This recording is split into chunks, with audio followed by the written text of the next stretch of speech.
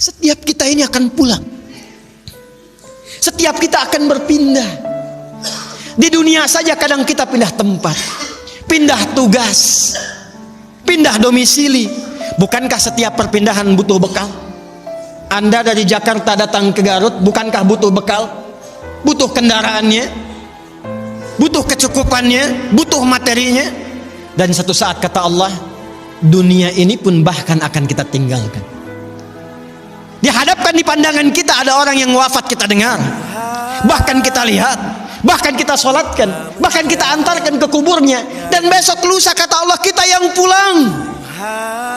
Pangkat, jabatan, kedudukan, harta, ilmu tidak akan pernah memberikan kepada kita pertolongan, menjadi bekal yang terbaik saat meninggalkan dunia ini.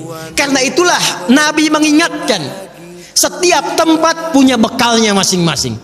Anda dari Indonesia ke Malaysia, apa dipikir semua yang di Indonesia bisa berlaku di Malaysia? Tidak.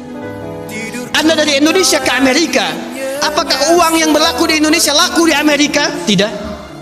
Belum tentu bisa digunakan. Mas sekarang kita dari dunia akan berpindah ke alam selain dunia. Apakah akan menggunakan bekal dunia? Kata Allah, tidak. Bekal yang dibawa saat berpulang dan kita katakan meninggal dunia itu hanya satu, yaitu amal saleh. Di dalam Al-Quran tidak disebutkan amal saleh kecuali dengan kalimat zikrullah. Zikir. Zikir. Zikir. Zikir adalah nama lain dari amal saleh. Sekaligus secara bahasa juga pengingat. Seakan Allah ingin mengatakan, hei, ingat kamu akan wafat, ingat kamu akan meninggal. Sekarang pangkatnya tinggi, hartanya banyak, ilmunya luas. Saat pulang ingat, saat meninggal dibawa tidak itu. Pakaian cuma 2 helai kain kafan, tidak ada kantongnya. Dibawa ke alam kubur dunia, tidak ada yang ikut. Zikir, ingat, eling, ingat kata Allah. Yang hanya bisa dibawa amal saleh. Karena itulah ketika Allah meminta kita menunaikan amal saleh, semua amalnya disebut dengan zikir. Bukankah kita diperintahkan menunaikan salat? Salat dalam Al-Quran disebut dengan zikir. Quran surah ke-20 Taha di ayat ke-14. Innani anallahu la ilaha illa ana fa'budni wa aqimis salata li dzikri. Baca Quran, Quran disebut dengan zikir. Quran surah Al-Hijr di ayat yang ke-9. Inna nahnu nazzalna dzikra wa inna lahu lahafizun. Menghafal Quran disebut dengan zikir. Disebutkan 4 kali di surah Al-Qamar ayat 17, ayat 22, ayat 32, ayat 40. Wa laqad yassarnal Qur'ana lidzikri fahal mim muddakir. Doa itu amal saleh, disebut dengan zikir. Quran surah ke-7 Al-A'raf ayat 205. Udzkur rabbaka fi nafsika tadarruan wa khifatan wa dunal jahri minal qaul. Anda setelah salat mengucapkan subhanallah, alhamdulillah, Allahu akbar, itu zikir. Quran surah ke-4 An-Nisa ayat 103. Fa idza qadaytumus salata fadhkurullah. Maka kata Allah, ingat, kalau sudah sampai akhir pekan itu, yang dihitung jangan cuma dunianya. Berapa ya harta yang dikumpulkan selama kerja ini? Di pasar, berapa keuntungan yang diraih? Di kantor, berapa omset yang didapatkan? Berapa pangkat yang sudah diletakkan di pundak itu? Berapa ilmu yang sudah diraih? Kata Allah, ingat, saat meninggal, apa bekal zikir yang telah kamu siapkan? Bahkan jangan-jangan sampai sekarang pun, puluhan tahun kita hidup, untuk sholat pun belum mampu mengenal, mengetahui, memahami apa yang kita baca dalam sholat kita. Bahkan diberikan usia yang banyak pun, jangankan menghafal Quran, untuk baca pun masih belum punya waktu.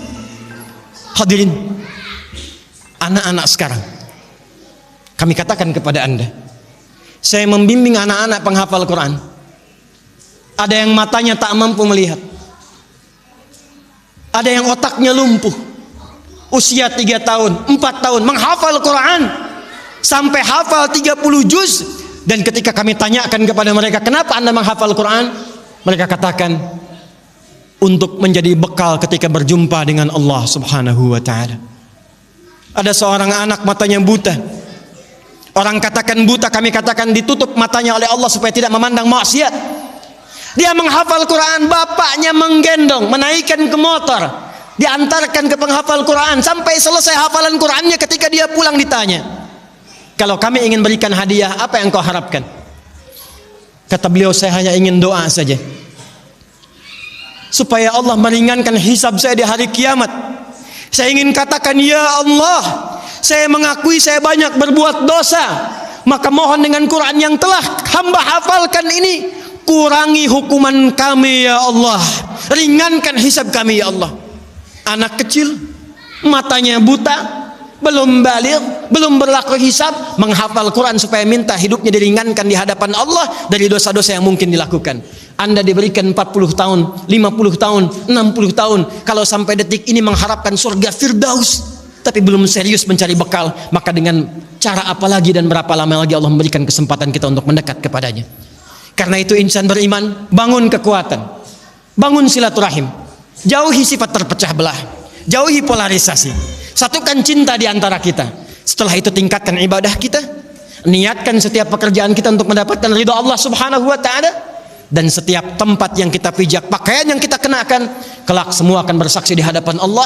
Itulah ikhtiar dan ibadah kita yang telah kita lakukan selama berkehidupan.